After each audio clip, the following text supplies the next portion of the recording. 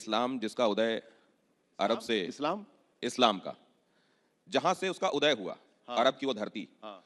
अरब के देश इस समय इजराइल की तरफ या अमेरिका की तरफ खड़े हुए दिखाई दे रहे हैं और यहां असदुद्दीन ओवैसी फिलिस्तीन के संदर्भ में आवाजें बुलंद करते हैं।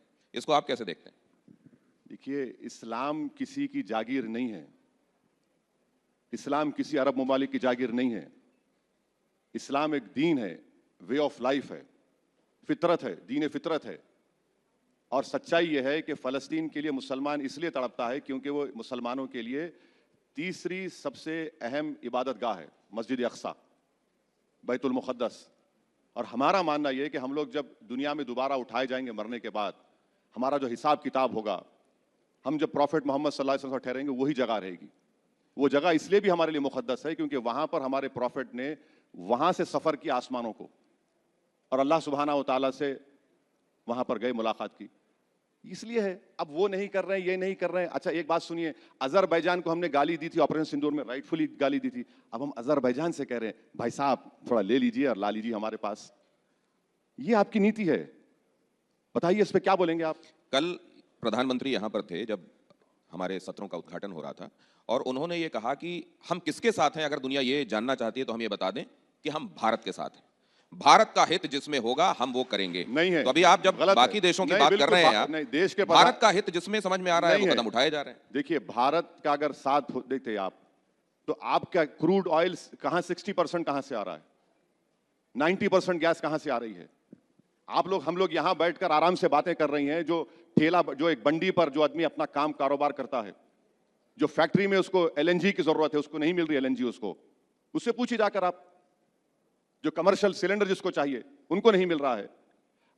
कितना, अभी खारिफ सीजन शुरू होने वाला है, कितना एमटी यूरिया की जरूरत है? 7 खाली, 19 की जरूरत है, हम वो भी नहीं दे पाएंगे।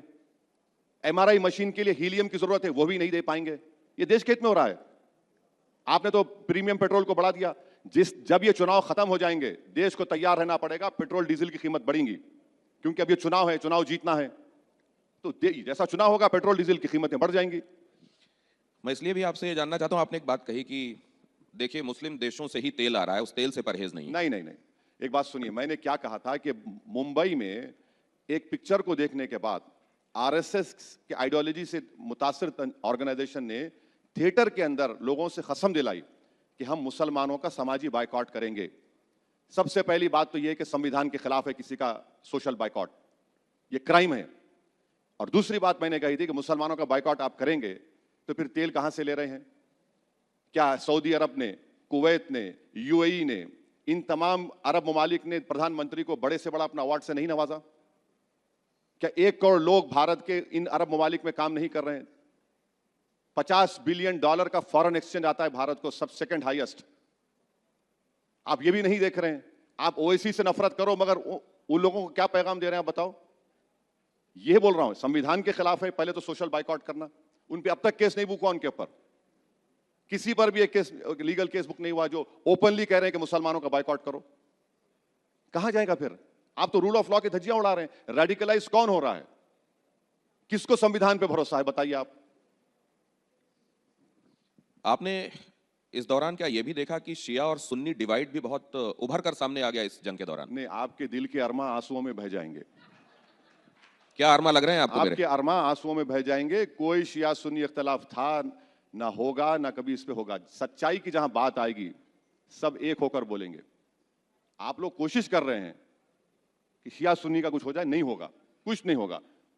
तो अरब कंट्रीज के बीच में और ईरान के बीच में जो हो रहा है वो शिया सुन्नी डिवाइड की वजह से नहीं? वो मेरे अब्बा नहीं है, वो आपके कोई रिश्तेदारी है तो उनसे पूछ लीजिए। नहीं, लेकिन आप तो रिश्तेदारी जोड़ लेते हैं जब तेल वहां से आने की बात करते हैं कि वो मुस्लिम कंट्री अरे से तेल भाई, आ रहा है। देखिए, वो देखिए ना, इजराइल हम पे एहसान कर रहा है ना कोई कर रहा है। हम पैसे देकर ले रहे हैं, आपका हमारा पैसा जाकर हम तेल खरीद रहे हैं। तो वो कर रहे हैं तो मैं तो उनका नुमाइंदा नहीं हूं, आप उनसे पूछ लीजिए बुलाकर। दिल के अरमा वैसे आसाम में भी मुसलमानों के बहुत हैं और बदरुद्दीन अजमल के भी अरमान हैं कि असदुद्दीन ओवैसी आए, हाथ मिलाएं और साथ में चुनाव लड़ें। जा रहे हैं आप असम? आपने कहा हेमंता बिस्व शर्मा का वो वीडियो आपने जिक्र किया जिसमें गोली मारते हुए दिख रहे थे। नहीं, हेमंत बिस्व शर्मा ने तो गोली मारने का वीडियो बनाया। और किसको गोली लग रही है भाई? मुसलमान को। हेमंत बिस्व शर्मा मुख्यमंत्री हैं, संविधान पर रोक लिया और कह रहे हैं कि मियां मुसलमान को 2 रुपये कम दो। अरे अगर उसको 2 रुपये चाहिए हेमंत बिश्व शर्मा तो मैं दे देता हूं 2 रुपये उसको। आप लोगों को क्यों बोल रहे हैं 2 रुपये कम दो? आप तो मुख्यमंत्री है ना। आप कह रहे हैं कि मैं ऐसा माहौल पैदा कर दूंगा कि पूरे मियां निकल के भाग जाएंगे। वो तो कहते हैं मैं घुसपैठियों की बात करता हूं। घुसपैठी मियां मतलब घुसपैठी है। घुसपैठी का रिकॉर्ड क्या है? सुप्रीम कोर्ट मॉनिटर्ड एनआरसी हुआ, 20 लाख लोगों के नाम उस एनआरसी में नहीं आए। कितने मुसलमानों के नाम है? 2 लाख, 2.5 लाख समझिए, 17.5 लाख तो नॉन मुस्लिम है। सुप्रीम कोर्ट मॉनिटर्ड एनआरसी में आसाम में, बताइए कौन कौन घुसपैठी है? फिर उन नॉन मुस्लिम्स को आप कह रहे हैं कि हम आपको सिटीजनशिप दे देंगे CAA में, और जो मुसलमान है उनसे कह रहे हैं कि नहीं तुमको डॉक्यूमेंट लाके दिखाना पड़ेगा। आप तो अच्छा, BSF आपके पास, होम मिनिस्टर आपका, मुख्यमंत्री आप हैं, घुसपैठी कहां से आ रहा है भाई? उड़ के आ रहा है क्या? अब घुसपैठी की आप बात कर रहे हैं। मिजोरम का सीएम कहता है असेंबली में खड़े होकर कि 2000 फॉरेनर्स मिजोरम आकर म्यांमार में चले गए। ये वैन डाइक किसकी औलाद है? अमेरिका का एजेंट है, ड्रोन ला रहा है भारत में, ड्रोन से हमला करने की ट्रेनिंग दी जा रही है। असद भाई बहुत सारी बातें आपसे करना चाहता हूं, लेकिन मेरे को बताया जा रहा है कि वक्त मेरे पास कम है, तो 2-3 चीजें जल्दी जल्दी आपसे जानना चाहता हूं। पूछिए, मैं तो बैठ हुमायूं कबीर के साथ आपका, हुमायूं कबीर के साथ वो कह रहे हैं मैं यहाँ बंगाल का ओवैसी हूं। अब क्या हर राज्य में अलग अलग तरीके के ओवैसी होंगे क्या? अरे बहुत अच्छा है, बुरी बात क्या है? ओवैसी होना बुरी बात है क्या? ऑनर की बात है, ये तो खुश होना चाहिए आपको। आपको मुझसे, और वो कह रहे हैं मेरे बगैर सरकार बनेगी नहीं, मैं जिसको समर्थन दूंगा वो सरकार। तो अगर भारतीय जनता पार्टी सरकार बनाने वाली स्थिति में आई और समर्थन चाहा तो? नहीं नहीं नहीं, वो इस तरह की बात नहीं कर रहे हैं। बीजेपी को हराने की बात भी कर रहे हैं। बीजेपी को हराएंगे, वहां पर बीजेपी को हराएंगे, TMC को भी हराएंगे, अपने जो कैंडिडेट्स उनको कामयाब करेंगे, उसको करेंगे। देखिए ममता बनर्जी का जो मामला है, जो आप लोग नहीं बता रहे हैं, 5 लाख OBC सर्टिफिकेट कैंसिल हो गए मई 24 में, उसमें ज्यादातर मुसलमानों के हैं। और फिर आप देख लीजिए जो कैजुअल लेबर है, सेल्फ एम्प्लॉयमेंट है, सैलरी सेक्शन में सबसे कम मुसलमान है। वर्ल्ड हेल्थ ऑर्गेनाइजेशन का जो लिमिट है पानी के नीचे, जमीन के जो पानी जो है मालदा मुर्शिदाबाद में, सबसे ज्यादा आर्सेनिक वहां पर है। मैं देखा हूं वहां के महिलाओं के उंगलियां, आप देखें निशान देखें, बीड़ियां बना बना कर वो लोग परेशान है। तो कुछ हुआ नहीं, ये लोग सिर्फ ठेकेदारी करते हैं। आपके ये मुद्दे बड़े कंसर्न वाले हैं, और आप ऐसा करें कि कुछ ऐसे गठबंधन बनाएं, कुछ ऐसे गठजोड़ बनाएं कि आप आखिरकार सत्ता तक पहुंचे और लोगों के लिए काम कर पाएं। ये फिजिबल क्यों दिखाई नहीं? अभी आप यहाँ पर अखिलेश यादव आए हुए थे हमारे सत्ता मंच में, उनसे हमने पूछा कि अब आने वाले चुनावों में तो ओवैसी साहब आपके साथ होंगे, अगर वो आपके दरवाजे पर मान लीजिए गठबंधन की बात लेकर आते हैं तो आपका क्या इसमें रिएक्शन होगा? उन्होंने कहा PDA के लिए जो जो काम कर रहे हैं लोग वो सब साथ में होंगे।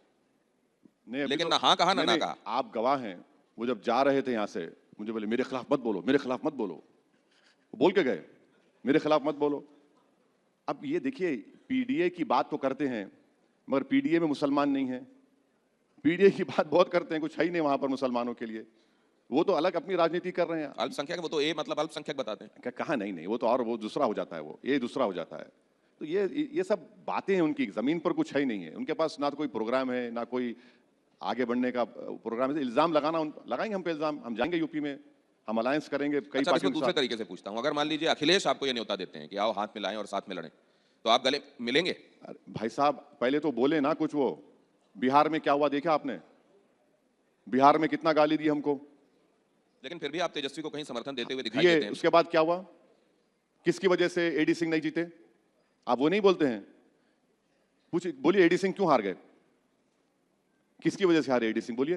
अरे रुक क्यों गए? जबान तो हिलाइए। कांग्रेस ने साथ नहीं दिया। हाँ, कांग्रेस ने साथ नहीं अरे दिया। इतना जोर से बोलिए, इतना सुकून से क्यों, तकलीफ से बोल रहे हैं? हम क्या थे जब वहां पर? अब हमको क्या गाली देंगे आप? अब हम बंगाल जाएंगे, शुरू हो जाता फिर वो पुराना कैसेट। हम लोग हैदराबाद में इस तरह की जो बात होती है उनको कहते हैं खादर खां के खट्टे डायलॉग है, वही शुरू हो जाएंगे आप। तो ये चीज है। तो अब तो चुनाव आगे हैं, बंगाल सामने है, तो आपसे बातचीत होती रहेगी। आज आपने वक्त निकाला, इसके लिए बहुत शुक्रिया। Thank you. तो आपने देखा, जुबान में असर, दिल में तूफान रखते हैं, अकेले खड़े हों तो भी हजारों की शान रखते हैं। बहुत धन्यवाद हमसे आज वक्त साझा करने के लिए। माशाल्लाह दोस्तों, बहुत ही बेहतरीन तरीके से डिबेट हुई है, जिसमें पत्रकार ने जैसा भी सवाल किया ओवैसी साहब ने उसका उसी तरीके से जवाब दिया। जैसे अरबी ममालिक पर सवाल हुए तो उनका उसी तरीके से जवाब दिया। शिया सुन्नी पर सवाल उठे तो उस पर भी ओवैसी साहब ने बहुत ही बेहतरीन तरीके से जवाब दिया। तो आपको ओवैसी साहब कैसे लीडर लगते हैं, कमेंट में जरूर बताएं। और अगर आपको वीडियो अच्छी लगी है तो लाइक जरूर करें और चैनल को सब्सक्राइब जरूर करें, ताकि आने वाली वीडियो इस तरह की आप तक पहुंच सके। और वीडियो को ज्यादा से ज्यादा शेयर करें ताकि लोगों को पता चले कि हमारा भी कोई लीडर है।